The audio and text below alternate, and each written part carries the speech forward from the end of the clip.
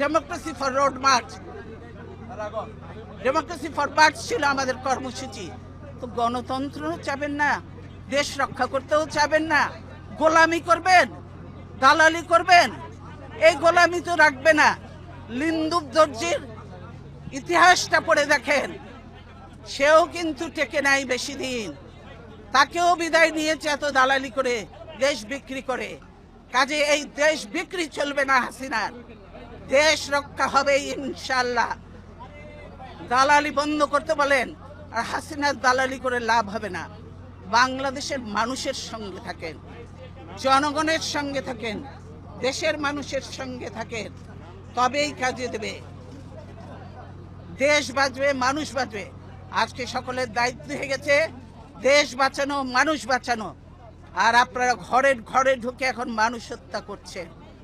মনে করেন যে এগুলোর হিসাব নেই?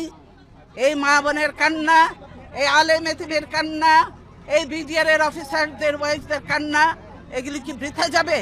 এগুলি কোনোদিনও বৃথা যাবে না। আজকে যারা এই জুলুম নির্যাতন করছেন, তাদেরকে এদের মতো একদিন চোখের পানি ফেলতে ফেলতে, মুছতে মুছতে তারা চোখ অন্ধ হয়ে যাবে।